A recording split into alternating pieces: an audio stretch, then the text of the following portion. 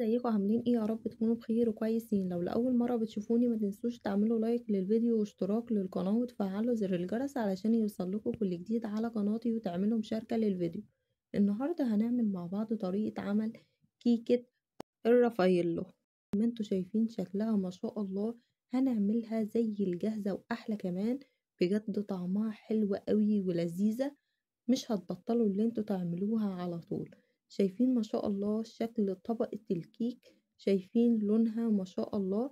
هتعملي 16 قطعة من الحجم اللي انتوا شايفينه ده، زي ما انتوا شايفين ما شاء الله زي الجاهزة بالظبط. هنعرف المقادير بتاعتها المظبوطة وازاي تكون معانا نفس طعم الجاهزة بالظبط.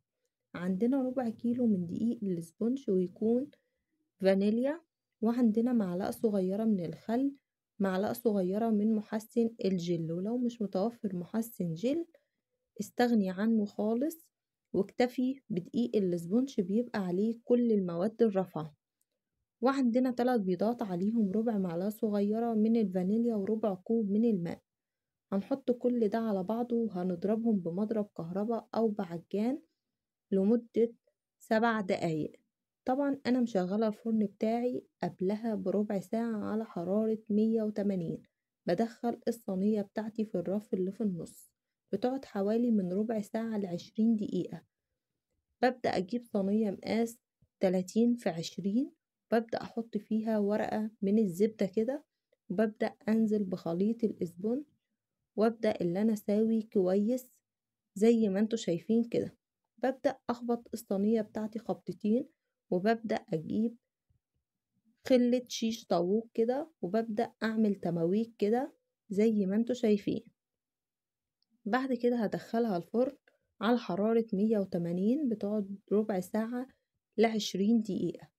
بعد ما خرجت من الفرن هبدأ اللي أنا أسلك الأطراف كده، وهيكون عندي شبكة تهوية علشان أقلب الكيك بتاعي علشان يبدأ ان هو يبرد. مش هشتغل فيها قبل ساعتين او 3، لازما الكيك بتاعي يبرد تماما. بعد كده شلت ورقة الزبدة كده وسبتها تبرد لحد 3 ساعات.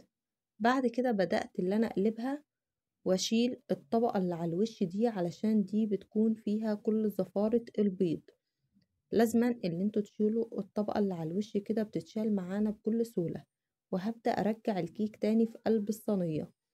عندنا الكريمة بتاعتنا عبارة عن نص كوب من الحليب المثلج أو الماء المثلج، وعليه معلقة كبيرة من السكر. هنضربهم مع بعض لحد ما السكر يدوب، وهنزل بنص كوب من الكريم شانتيه الخام. هنضربه لحد ما يكون بالقوام ده. بعد كده عندنا كوب من الحليب عليه معلقة كبيرة من السكر، هنقلبهم مع بعض. وبعد كده هبدأ أسقي الكيك بتاعي زي ما انتوا شايفين كده. وبعد كده هبدأ اللي انا احط الكريمة واساوي كويس جدا. شايفين ما شاء الله الطريقة سهلة وبسيطة، وهتعملي احلى كيك رافاييلو. شايفين ما شاء الله؟